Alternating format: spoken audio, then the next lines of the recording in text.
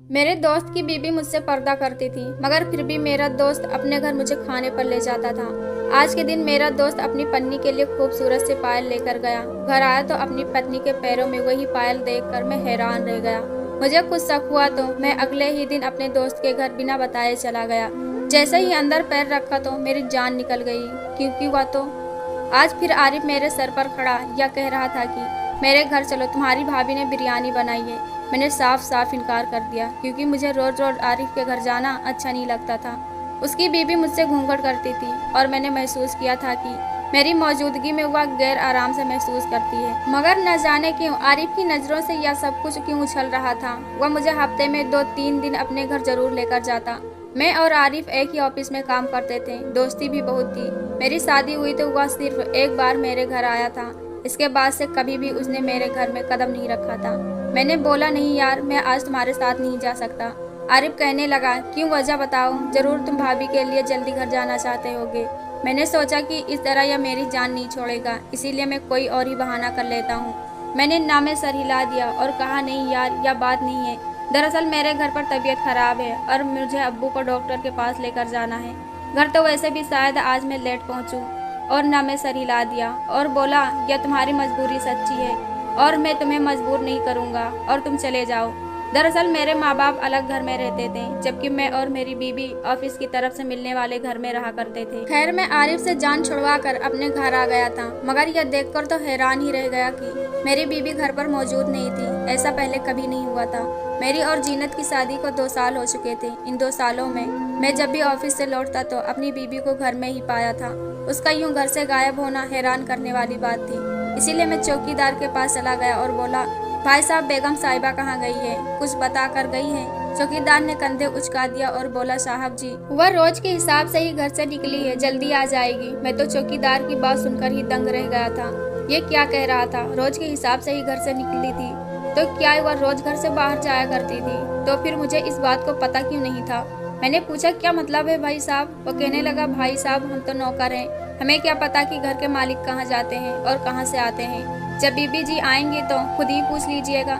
मैंने सर हिला दिया और वापस अपने कमरे में चला गया, मगर मेरा दिमाग बुरी तरह से उलझ गया था। मेरी बीबी कहाँ जा सकती थी? भला 2 घंटे यूं ही बीत गए थे।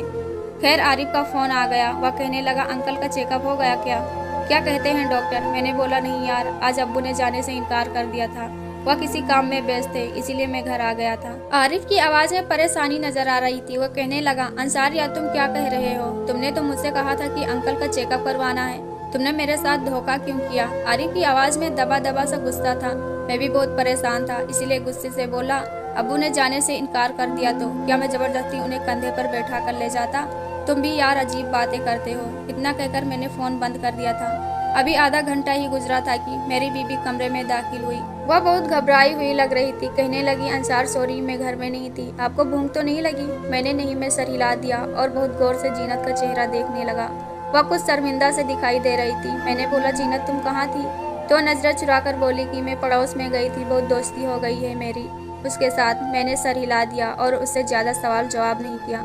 मुझे अच्छा नहीं लग रहा था कि मेरी बीवी मुझसे नजरें चुरा कर बातें करे। खैर, उसने खाने का इंतजाम किया तो हम खाना खाने बैठ गए।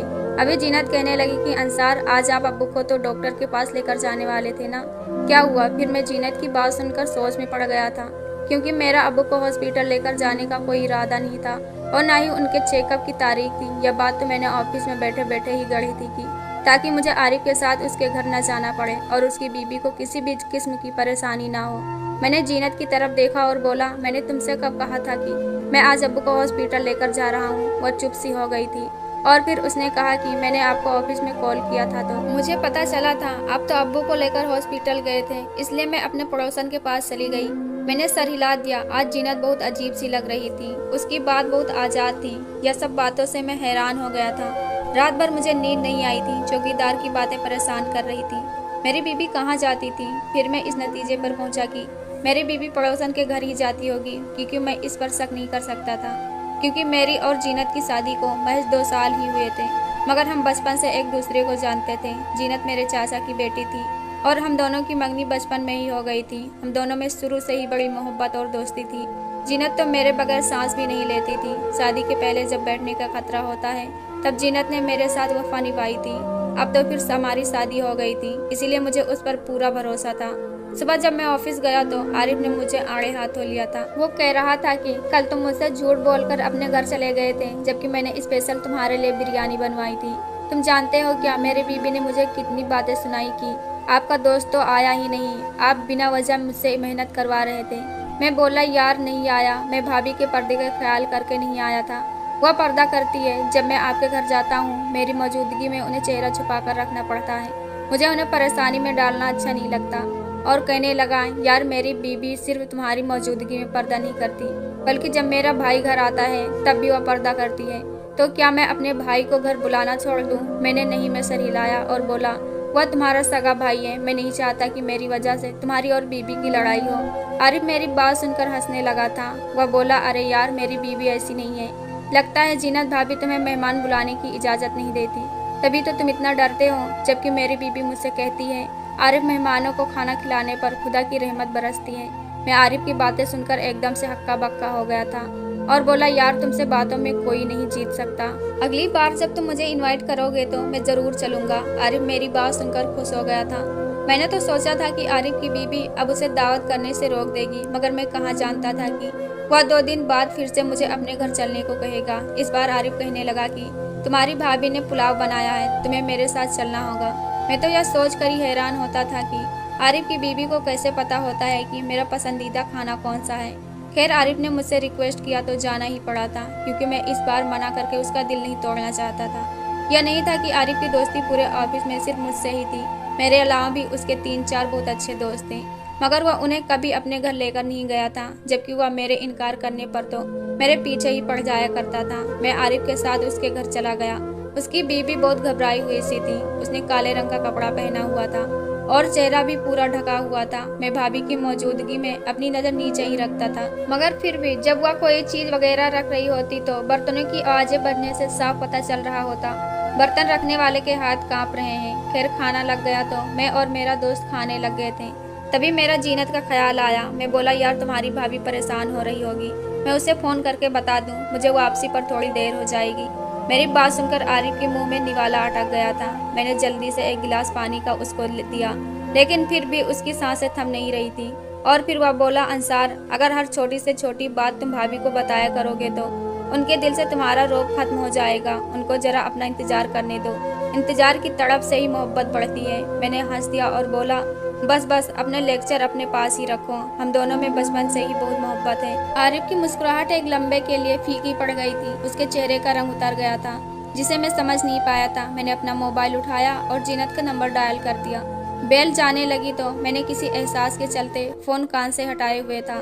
ऐसा लग रहा था जैसे जीनत का मोबाइल किचन में बजा हो, मगर अब आवाज़ थम गई थी। मैंने फिर से आवाज़ कान में लगाया और बोला जीनत कहाँ हो? उसकी गुस्से से भरी आवाज़ मुझे सुनाई दी थी। वो कहने लगी हमको कहाँ जाना है, मैं तो घर में ही हूँ, आप मुझे बताएं कि आप कहाँ हैं, मैं कब से आपका इंतज़ार कर रही हूँ। मैं बोला यार आई एम सॉरी, मैं तुम्हें बताना भूल गया था। दरअसल मैं आरिफ के घर इधर आया हूँ, मैंने इधर ही खाना खा लिया है, तुम भी खा लो। जिनत ने हामी भर ली थी तो मैंने फ़ोन रख दिया था। खाना खाने के बाद मैं अपने घर आ गया। मैं घर में दाखिल होने लगा तो एक एहसास के चलते मैं रुक सा गया था। मैंने चौकीदार से पूछा भाई साहब बेगम आज कहीं गई थी क्या? उसने इस बात पर सर हिला दिया और कहा कहीं गई थी, अभी 20 मिनट पहले ही वापस आई है। मैं हैरान रह गया था। मैंने 1 घंटे पहले ही तो जीनत को फ़ोन किया था और वह मुझसे कह रही थी कि मैं घर पर ही हूँ। न जाने वह अपनी बातें मुझसे क्यों छुपाने लग गई थी। मैं अपने कमरे में आया तो जीनत मुँह फुलाकर बैठी हुई थी। मैं उसके सामने आकर बैठ गया और बोला क्या बात है जीनत, तुम गुस्से में लग रही हो? तो वह गुस्से के लहजे में बोली तो क्या मुझे अब रोकने का भी हक नहीं है? आप रोज़ रोज़ अपने दोस्त के घर चले जाते हैं, मुझे तो अब ऐसा लगने लगा है कि आप मुझे धोखा दे रहे हैं। अब दोस्त का कहकर कहीं और चले जाते हैं। मैं उसके चेहरे को गौर से देखकर बोला जीनत ऐसा होता है कि इंसान को हर शख्स अपने ही जैसा लगता है, वह काम मकुर कर रहा होता है और इल्ज़ाम किसी दूसरे पर लगा देता है। जीनत के चेहरे का रंग उतर गया था। वह घबरा कर बोली क्या मतलब है आपका, आप यह कैसी बातें कर रहे हैं? मैंने हंस दिया और बोला यार मजाक कर रहा था, तुम तो सचमुच में डर गई। मेरी बात सुनकर उसके हलक में बात ही फंस गई थी। वह बड़ी मुश्किल से बोली नहीं नहीं मुझे क्यों डरना, मुझे तो आप पर हैरत हो रही है। एक तो आप बिना बताए घर से चले जाते हैं और फिर मेरे एतराज़ का जवाब देने के बजाय घुमा फिरा कर जवाब देते हैं। मैंने जीनत का हाथ पकड़ लिया और बोला जीनत, जब कोई बिना बताए घर से बाहर चला जाए तो क्या होता है? जीनत कहने लगी, यह गलत हरकत होती है। पति पत्नी एक दूसरे का हमसाया होते हैं, वह एक दूसरे के राजदार होते हैं। उन्हें चाहिए कि आपस में हर बात एक दूसरे से शेयर किया करें। घर से बिना बताए जाना तो बुरी बात है ना। मैं बोला, जब शोहर बिना बताए घर से बाहर जाता है तब बुरी बात होती है। यह कानून दोनों पर लागू होता है। मेरी बीबी डर गई, वह अपना हाथ छुड़ाकर बाहर चली गई थी। कहने लगी, न जाने आप आरिफ के घर से क्या खाकर आते हैं कि आपकी बातें खत्म नहीं होती हैं। वह बाहर चली गई तो मैं सोच भी पड़ गया कि मेरी बीबी रोज क्यों झूठ बोलकर मुझसे बाहर जाती है।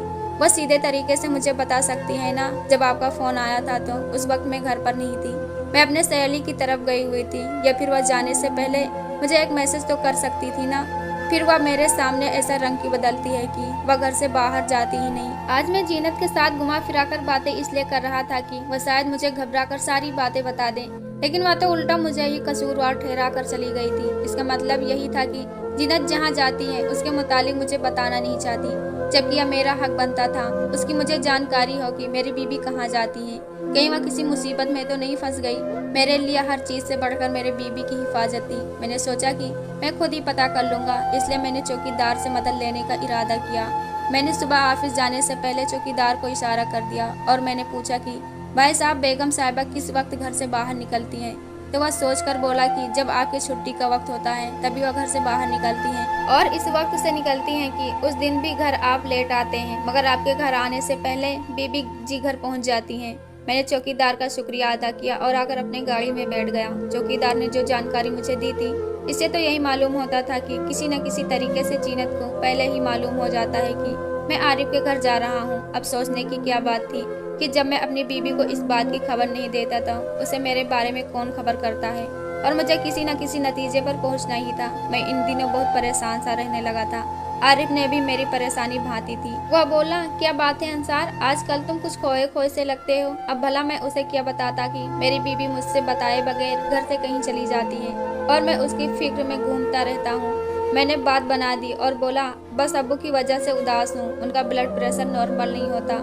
यह बात हकीकत भी थी। आरिफ कहने लगा, अंकल परहेज तो करते हैं ना? मैं बोला, मैंने अपने छोटे भाई को फोन करके पूछा था, उसने बोला वहाँ हुआ हर वक्त अब्बू के साथ साये की तरह रहता है, उन्हें परहेजगारी करने के लिए कहता है। अब्बू की दवाई भी बदल गई है, उनकी तबीयत ठीक नहीं रहती है। और बोला, यह तो बहुत चिंताजनक बात है, मैं दुआ करूंगा जल्दी ठीक हो जाएंगे। तुम मेरे साथ चलो, हम जरा मार्केट तक चलते हैं। मेरी बीबी की सालगिरह में उसे तोहफा खरीदना चाहता हूँ और फिर तुम्हारा भी दिल बहल जाएगा। मैंने नहीं में सर हिला दिया, नहीं यार मैं नहीं चल सकता।